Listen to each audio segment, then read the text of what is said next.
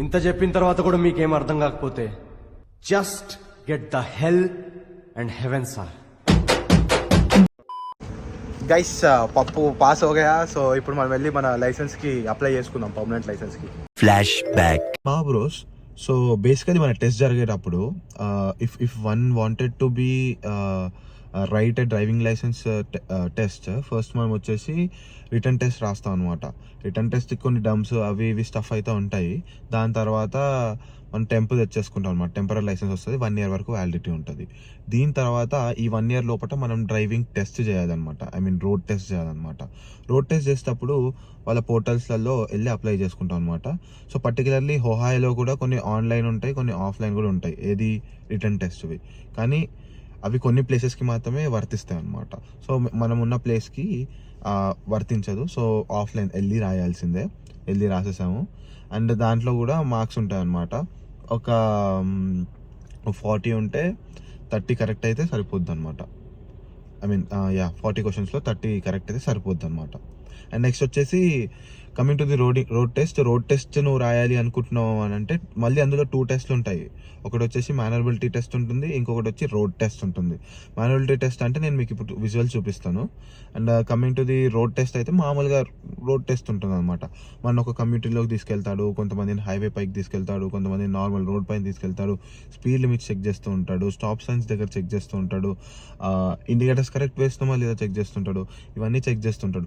Based on this చెప్పేస్తాడు అనమాట. తన దగ్గర ఒక మార్క్ షీట్ ఉంటుంది, దాన్ని ఇలా మార్క్స్ టిక్స్ చేస్తూ 5 మార్క్స్ గ్రేడ్ తక్కువ చేయాలా ఆర్ఎల్స్ ఇలా. సో -26 కంటే ఎక్కువగా వచ్చేస్తే ఫెయిల్ అవుతారు. కొన్ని ఇమీడియట్ ఫెయిల్స్ కూడా ఉంటాయి అనమాట. సచ్ యాజ్ స్టాప్ సైన్ దగ్గర సరిగ్గా స్టాప్ చేయకపోవడం, or else irrespective of what is saying you are following something other. So అట్లా తను చెప్తుంటే వేరే చేయడము, ఆర్ఎల్స్ తన ఇన్స్ట్రక్షన్స్ని ఫాలో అవ్వకపోవడము, ఇవన్నీ మన దీనిలో వస్తాయి, ఇమీడియట్ ఫెయిల్ కిందకి వస్తాయి. అది ముచ్చట. ఇంకేమైనా ఉంటే కింద రాస్తా, ఐ మీన్ ఫెయిల్ అయ్యేవి. So that's it.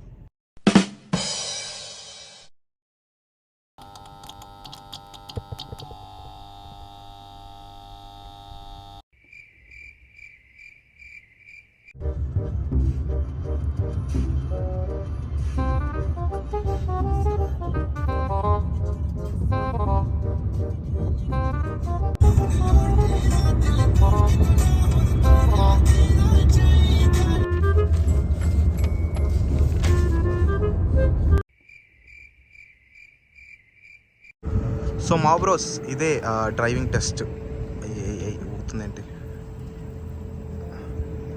సో ఈరోజు మనం ఇక్కడనే ఇవ్వబోతున్నాం అనమాట.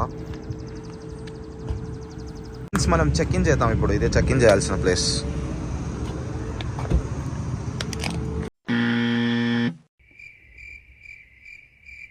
సో మా బ్రోస్, మనము కార్ టెస్ట్ ఇచ్చే ముందు మనకి మన ఆఫీసర్ ఎవరైతే తీసుకుంటారో తను మనతో పాటే వస్తాడు కార్ దగ్గరికి. వచ్చేసి ఒకసారి కార్ ఎలా ఉందో టెస్ట్ చేస్తాడు అనమాట. సో ఫర్ దాట్ ఏం చేయడు పెద్దగా. ఫస్ట్ వచ్చేసి లెఫ్ట్ ఇండికేటర్ అయ్యి, రైట్ ఇండికేటర్ అయ్యి, అండ్ హార్న్ కొట్టు, అండ్ నెక్స్ట్ ఒకసారి బ్రేక్ అయ్యి, సో దట్ బ్రేక్ లైట్స్ తెలుస్తాయి, బ్రేక్ లైట్స్ పనిచేస్తున్నాయా లేదా అని చెప్పేసి. నెక్స్ట్ మళ్ళీ ఒకసారి ఫ్రంట్ సైడ్కి వస్తాడు, మళ్ళీ ఒకసారి లెఫ్ట్ సైడ్ ఇండికేటర్ అయ్యి, మళ్ళీ ఒకసారి రైట్ సైడ్ ఇండికేటర్ వేయమని చెప్తాడు. ఇంతే. సో దీన్ని బట్ ఇది చేసేస్తే మనకి వెహికల్ టెస్ట్ అయిపోద్ది. అంటే whether this vehicle is fit for driving test or else do it have any effects అని చెప్పేసి టెస్ట్ చేస్తూ ఉంటారు అనమాట. మన కారు దీంట్లోనే మనం టెస్ట్ చేయబోతున్నాం. సో ఫస్ట్ టెస్ట్ కోసం ఇండికేషన్స్ ఇస్తాడు ఇట్లా.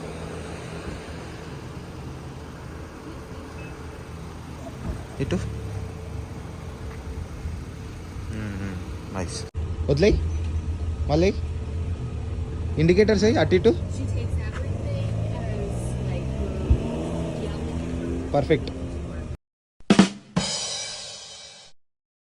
సో మా బ్రోస్, ఇప్పుడు మన ముంగట్నే ఒక డ్రైవింగ్ టెస్ట్ జరగబోతుంది. ఇదే ముంగట ఉన్నది మాన్యువబిలిటీ టెస్ట్ అనమాట. దీని గురించి డీటెయిల్గా ఒక డయాగ్రామ్ అయితే మీకు ప్రొవైడ్ చేస్తా. బట్ ఇదైతే చూడండి, ఇలా ఉంటుంది. సో టోటల్ 5 కోన్స్ ఉంటాయి అన్నమాట. ఇమాజిన్ 20 feet డిఫరెంట్ ఉంటుందన్నమాట ఒక కోన్ నుంచి ఇంకో కోన్‌కి. మన డ్రైవర్ ఎవరైతే ఉంటారో తను స్ట్రెయిట్‌గా రావాలి అండ్ వచ్చినప్పుడు తను చెప్తాడనమాట. పక్కకున్న మన ఆఫీసర్ ఏం చెప్తాడంటే ఎయిదర్ లెఫ్ట్ ఎళ్ళాలా, రైట్ ఎళ్ళాలా తనే డిసైడ్ చేస్తాడు. సో, కొంచెం ఫార్వర్డ్ ఎళ్ళాక నువ్వు లెఫ్ట్ తీసుకొని మళ్ళీ రిటర్న్ తీసుకొని మళ్ళీ ఎలా అయితే వచ్చావో అలానే బ్యాక్ రమ్మని చెప్తాడనమాట. సో, ఇప్పుడు నేను చూపించబోయే వీడియోలో తన కేసొచ్చేసి లెఫ్ట్ సైడ్ ఎళ్ళేసి ముందుకు తీసుకొని అండ్ బ్యాక్ సైడ్ వచ్చేసేయమని చెప్తాడు. ఎలా అయితే వచ్చాడో అలా. A few moments later. So she got failed, guys, in maneuverability test.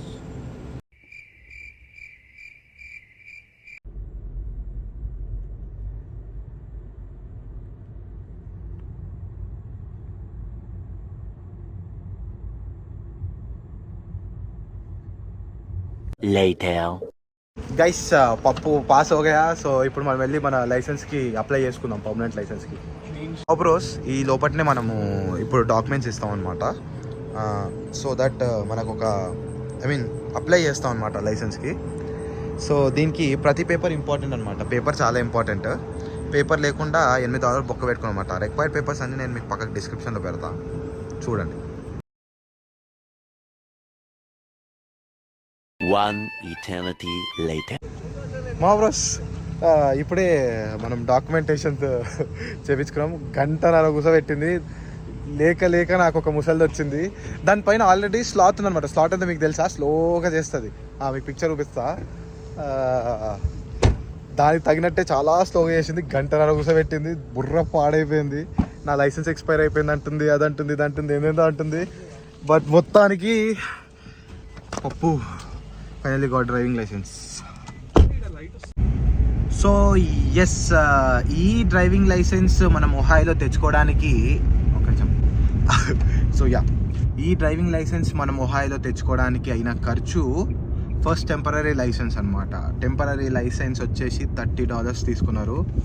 తర్వాతకి మనం ఫెయిల్ అయిపోయినాం ఫస్ట్ టైం అటెంప్ట్లో. సో మనకి సర్టిఫికేషన్ చేయాల్సి వచ్చింది, నోటరీ చేయించాల్సి వచ్చింది. For that they took around for that course $65 I guess around. And now మళ్ళీ ఇంకొక $33 గాలికి ఎగిరిపోయినాయి అనమాట పర్మనెంట్ లైసెన్స్ రావడానికి. So total some around change అయితే వచ్చేసింది బాగానే ఆన్ ద ప్లేస్. ఇంకా దానికి తోడు 3 సార్లు మనం ఫస్ట్ టైం డ్రైవింగ్ బాగా చేయగలుగుతామా లేదా అని చెప్పేసి రెంట్ కార్ తీసుకున్నాము. And second time driving licence కోసమే తీసుకున్నాము. కానీ అన్ఫార్చునేట్లీ ఫెయిల్ అయిపోయినాము కాబట్టి దాన్ని పైసలు బొక్కే. And third time finally car తీసుకున్నాము అండ్ సక్సెస్ అయిపోయినాం అనమాట. ఎస్, ముచ్చటగా మూడోసారి.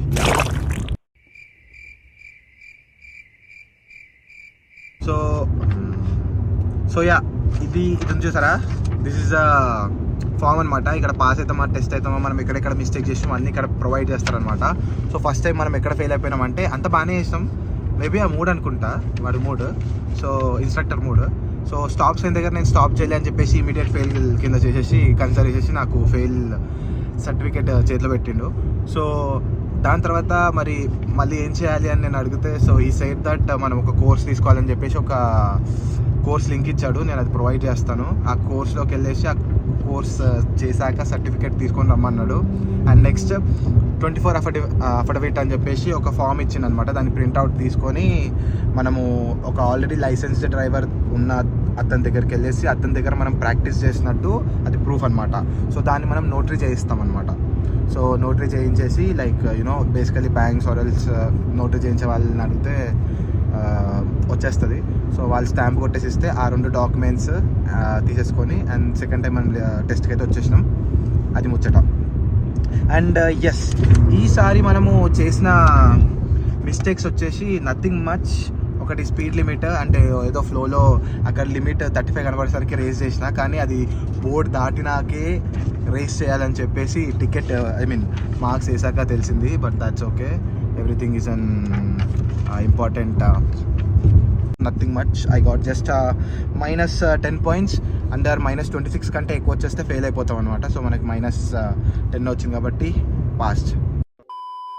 సో ఎస్, మొత్తానికి మనం పాస్ అయిపోయినాం కాబట్టి ఆనందంలో అలా ఏమైనా చిరుతిండి తిందామని చెప్పేసి ప్లాన్ చేస్తున్నాం ఫ్రెండ్స్. పైసలు లేవు. పైసలు లేవేంట్రా? పైసలు లేవు మామ, అయిపోయినాయి అన్ని. సో యా, తర్వాత వీడియోలో మళ్ళీ కలుద్దాం. Until then bye.